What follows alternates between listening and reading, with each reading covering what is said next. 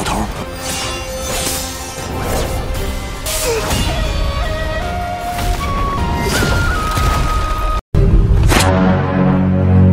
Hai para saudaraers, kumaha kabarna? Damang sadena dengan saya si Otong kembali lagi di channel Ningali Film. Pada episode kali ini kita akan melanjutkan alur cerita dari film yang rilis pada tahun 2025 untuk bagian yang kelima. Dan tidak usah berlama-lama lagi, mari kita mulai ceritanya.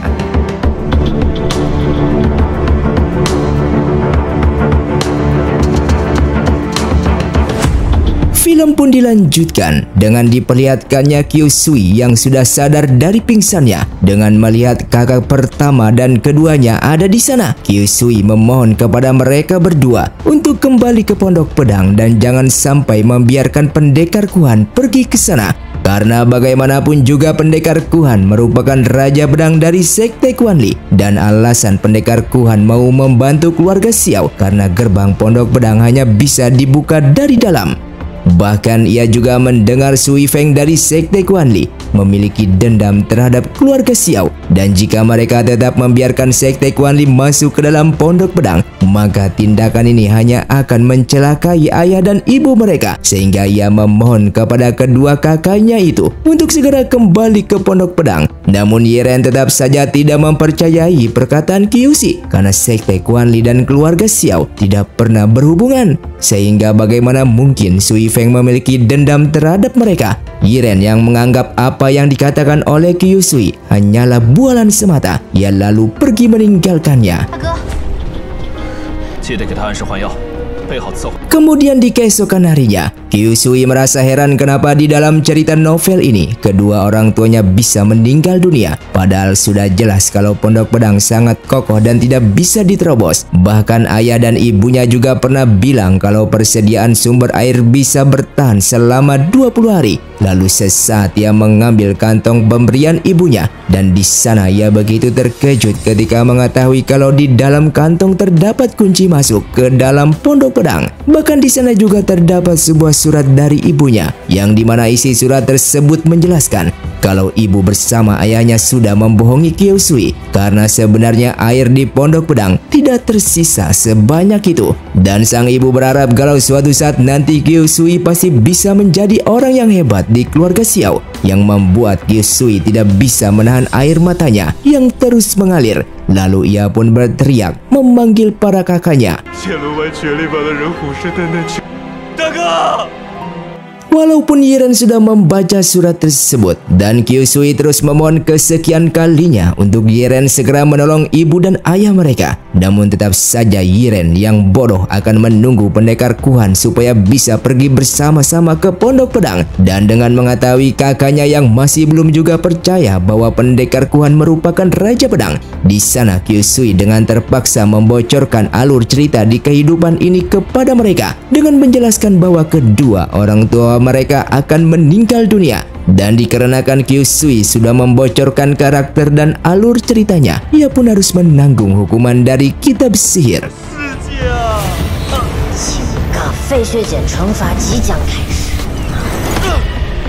Yiren yang tidak mengerti atas ucapan Kyusui barusan, ia pun lalu ingin pergi dari sana. Kyusui lalu menghentikannya dan berlutut dengan memohon untuk membawa ia bertemu dengan pendekar Kuhan supaya ia bisa membuktikan bahwa pendekar Kuhan merupakan Raja Pedang. Namun Yiren tetap tidak percaya terhadap perkataan Kyusui dan langsung meninggalkannya begitu saja.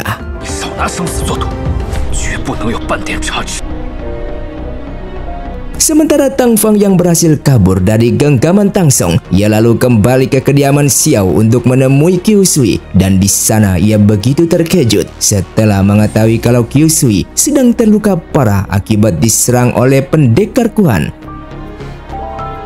Di sana Tang Fang meminta maaf kepada Kyusui karena sebelumnya ia tidak bisa membantunya hingga tubuhnya menjadi seperti ini. Kyusui yang baru pertama kali mendengar Tang Fang meminta maaf, ia pun begitu senang. Lalu Kyusui meminta Tang Fang untuk memberikan senjatanya supaya ia bisa membuktikan jika pendekar Kuhan merupakan Raja Pedang.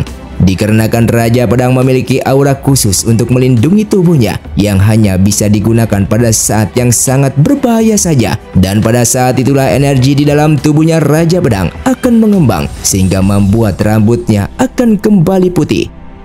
Dan dikarenakan misi ini terlalu berbahaya bagi Tang Fang, sehingga Qiu Sui beralasan untuk memintanya pergi mencari seorang tabib bersama Cao Ran, yang padahal itu merupakan rencana mereka, karena bagaimanapun juga ia harus menjaga keselamatan Tang Fang sesuai permintaan adiknya, yaitu mendiang Tang Rao. Ketika sudah jauh dari sana, Cao Ran lalu mengurungnya dengan jebakan yang sebelumnya sudah dipersiapkan. Dan di sana Cao Ran meminta maaf karena mereka tidak ingin Tang Fang terluka parah. Di sana Qiu Sui baru merasakan jika menjadi pahlawan dunia persilatan tidak semudah membalikkan telapak tangan. Saat ini ia tidak peduli jika ia harus mati dan bahkan tidak kembali ke dunia nyata, asalkan ia bisa menyelamatkan kedua orang tuanya. Dan singkatnya esok hari pun tiba, Yiren bersama para pendekar lainnya lalu menuju kediaman milik pendekar Kuhan, hingga pada akhirnya mereka pun berkumpul dan langsung pergi menuju pondok pedang. Namun di tengah jalan, ternyata Qiu Sui sudah menunggu mereka di sana. Qiu Sui beralasan kalau kedatangannya menemui mereka karena ia hanya ingin meminta maaf kepada pendekar Kuhan dan berbicara empat mata dengannya. Sadar jika Qiu Sui memiliki rencana lain untuk mengungkapkan identitas dirinya, pendekar Kuhan lalu mengancamnya.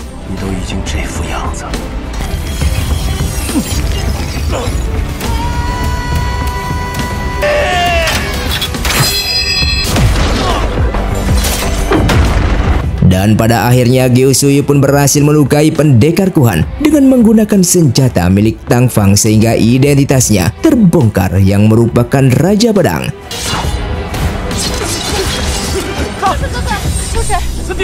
Dengan melihat adiknya terluka parah, Yiren pun langsung meminta maaf dengan menyesali perbuatannya yang selama ini tidak mempercayai perkataan Qiu Sui. Dan Qiu Sui yang sudah memaafkannya sejak awal, lalu hingga pada akhirnya Qiu Sui pun mengembuskan nafas terakhirnya.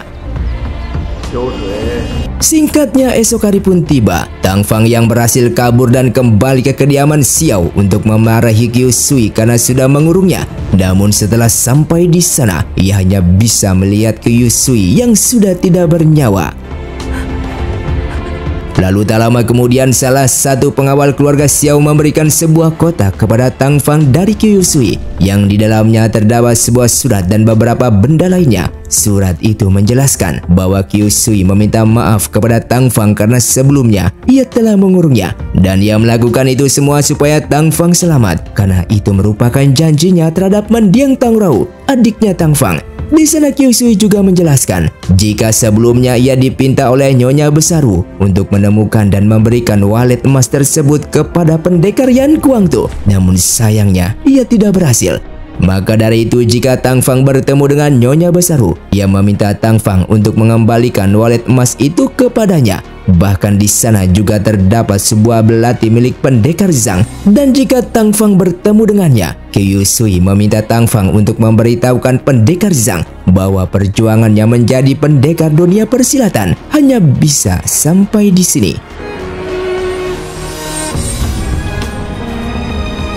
Terlihat Tang Fang yang begitu bersedih karena kehilangan orang yang ia sayangi. Walaupun mereka belum lama kenal, namun di hati Tang Fang, Qiu Sui merupakan orang yang selama ini peduli terhadap dirinya.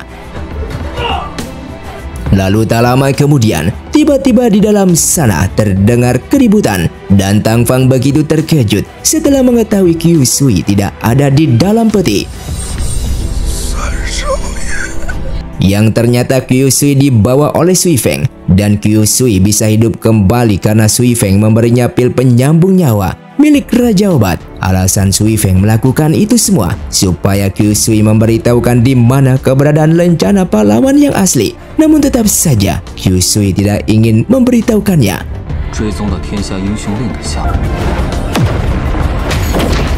Karena Qiu Sui masih belum mengatakannya, Sui Feng pun terpaksa memberinya racun semut.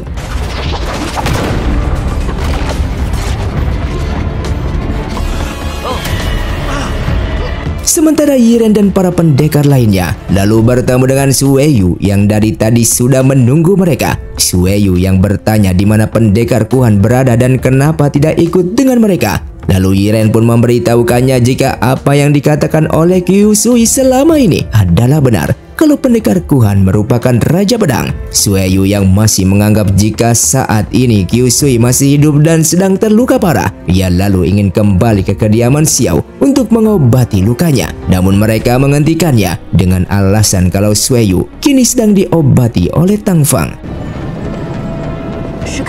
Lalu tak lama kemudian pasukan milik Raja Pedang menyerang mereka.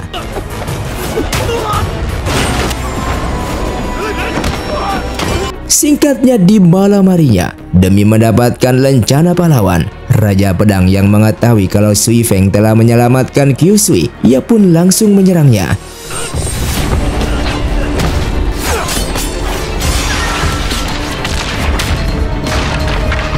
Namun ketika mereka berdua sedang bertarung, Qiu Sui yang memiliki kesempatan lalu kabur dari sana. Kembali kepada mereka yang melanjutkan perjalanannya. Namun tiba-tiba mereka dihadang oleh Raja Ular dari Sekte Quan Li.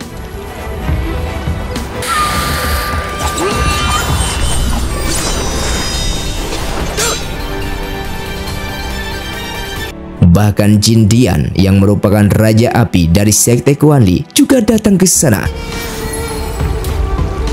Sementara Qiu Sui yang berhasil kabur dari genggaman Sui Feng, seketika ia yang kelelahan lalu pingsan di tempat.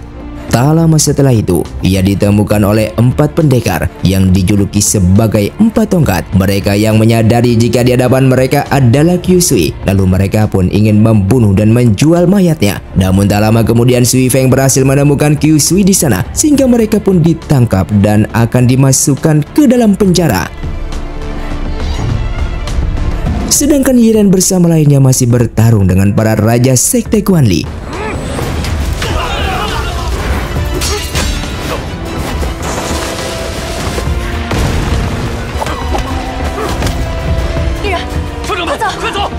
Mereka yang terdesak, lalu Mingzu datang dan membunuh Raja Ular tersebut, sehingga Yiren dan lainnya berhasil kabur dari sana.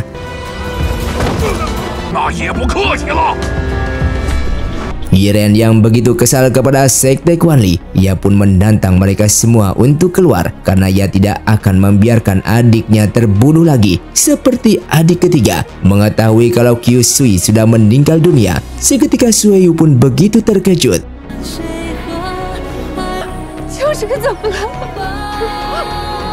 Supaya Qiu Sui memberitahukan di mana lencana pahlawan berada, Sui Feng lalu menyiksa keempat pendekar itu. Namun di sana Qiu Sui tidak peduli walaupun Sui Feng membunuh mereka. Setelah Sui Feng pergi, Tang Fang yang berhasil menemukan keberadaan Qiu Sui, ia lalu menyelamatkannya dan membawanya kabur dari sana.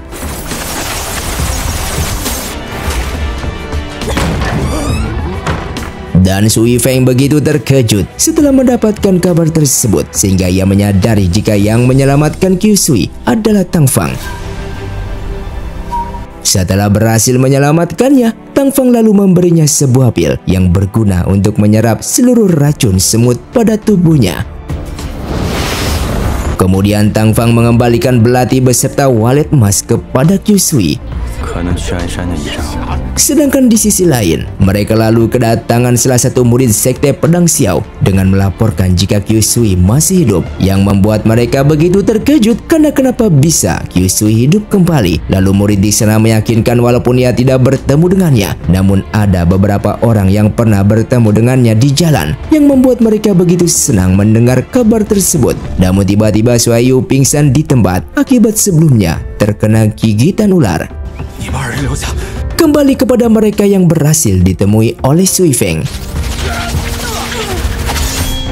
yang membuat Tang Fang bertanya-tanya dari mana Sui Feng bisa mengetahui kalau formasi yang dipakai untuk menyelamatkan Qiu Sui adalah miliknya. Sui Feng lalu mengatakan dengan jujur kalau sebenarnya ia merupakan kakak Feng, pemuda yang dulu diselamatkan oleh Tang Fang, dengan menunjukkan luka di lengannya yang pernah mereka alami di saat dulu. Dan ternyata Sui Feng juga berasal dari Sekte Tang. Sui Feng lalu menceritakan awal mula ia masuk ke dalam Sekte Quanli. Di saat dulu ketika ibunya melahirkan dirinya, ibunya memilih tinggal di lembah Baichao dan meninggalkan Sekte Tang. Namun di saat itu lembah Baichao justru dibantai oleh dunia persilatan dasi yang dulu dipimpin oleh Si Lau, dengan alasan kalau ibunya telah membuat pil Xingjun untuk pasukan Beihuang, negara musuh. Beruntungnya di saat itu ia berhasil selamat, dan demi balas dendam ia lalu kembali ke Sekte Tang untuk meminta bantuan kepada Nyonya Besar Tang. Namun bukannya mendapatkan pertolongan, ia justru dikurung dan disiksa olehnya dengan menganggap ibunya telah mempermalukan sekte mereka. Hingga pada akhirnya di saat itu ia diselamatkan oleh Tang Fang dan berhasil kabur dari sana. Dan supaya balas dendamnya tercapai, di saat itu ia pun masuk ke dalam Sekte Quanli. Setelah menceritakan itu semua, Sui Feng lalu mengajak Tang Fang untuk bergabung dengannya menghancurkan keluarga Xiao. Namun Tang Fang menolak tawaran tersebut dengan menganggap jika di hadapannya bukanlah kakak Feng yang ia kenal. Dan alasan Tang Fang membebaskannya dari dalam penjara dan kabur dari Sekte Tang supaya Sui Feng bisa menjalani kehidupan yang lebih baik lagi. Namun nyatanya Sui Feng justru melanjutkan rencananya untuk balas dendam. Ia yang kecewa kepada Sui Feng sehingga ia pun tidak akan membantunya untuk kedua kalinya. Ketika akan bertarung, tiba-tiba Raja Liang negara Dasi bersama pasukannya datang untuk menolong Qiu Sui. Sui Feng yang tidak bisa melakukan apapun, ia lalu memilih pergi dari sana.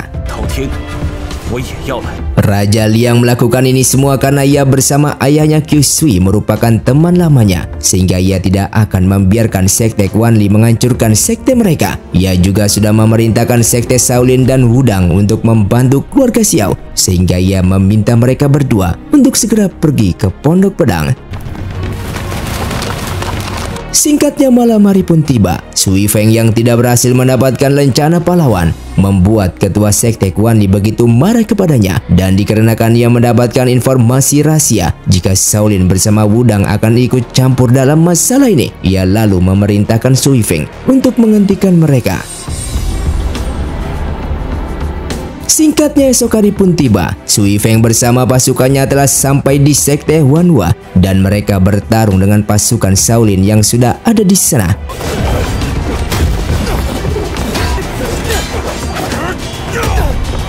Bahkan ketua Sekte Heng San juga datang ke sana untuk membantu Shaolin. Begitupun dengan ketua Shaolin dan Raja Liang yang sudah sampai di sana. Namun dikarenakan Sekte Quanli tidak bisa mengalahkan Sekte Shaolin, salah satu anak buahnya Sui Feng lalu menawarkan kitab hati ini kepada mereka, yang dimana kitab tersebut merupakan pusaka umat Buddha, dan jika kitab ini ia hancurkan maka akan menjadi duka bagi mereka. Oleh karena itu ia meminta Shaolin untuk tidak ikut campur dalam urusan dunia persilatan, dan dikarenakan ketua Shaolin menolaknya, pendekar itu lalu ingin menghancurkan kitab tersebut, dan beruntungnya ketua Shaolin berhasil mengambilnya.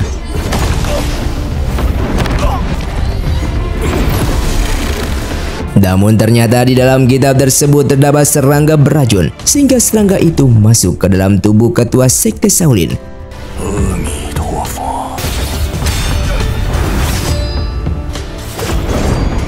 Lalu tak lama kemudian ketua Sekte Wudang pun datang ke sana untuk melawan Sui Feng. Melihat ketua Sekte Shaolin terkena serangga beracun, ketua Sekte Wudang lalu mencoba menghilangkannya. Namun ternyata serangga beracun justru masuk ke dalam tubuh ketua Sekte Wudang, sehingga mereka berdua pun terkena racun tersebut.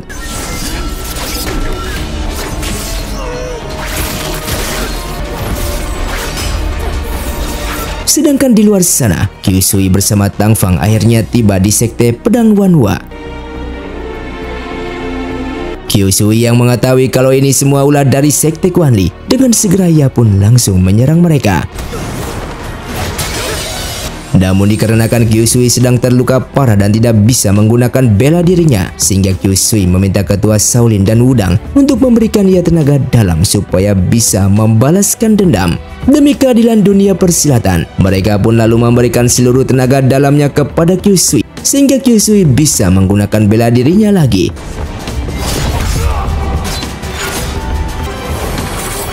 Dengan mengetahui kalau plakat ini milik ayahnya dan menyadari jika ayahnya sudah tiada, Kyusui begitu marah kepada Sui Feng sehingga pertarungan pun kembali.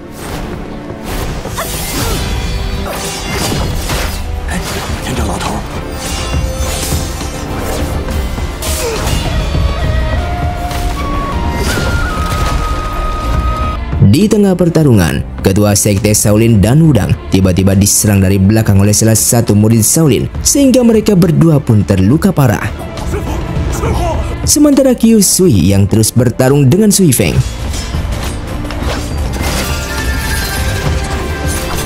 Namun ketika Kyusui akan membunuhnya, tiba-tiba ketua sekte Hang San menghentikan Kyusui. Setelah Sui Feng dan lainnya pergi dari sana, ketua Shaolin dan ketua Wudang lalu mengembuskan nafas terakhirnya.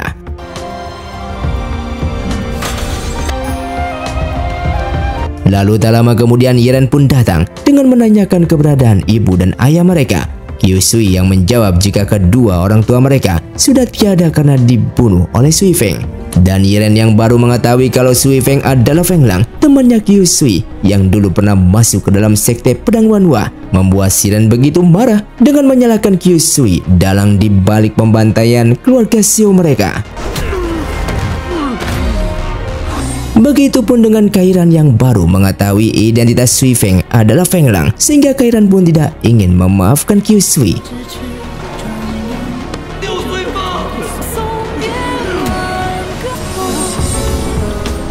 Dan ternyata ketua sekte Hang San merupakan anggota sekte Quan Li yang identitas sebenarnya bernama Bai Feng dan yang membantunya karena atas perintah dari ketua sekte Quan Li mereka.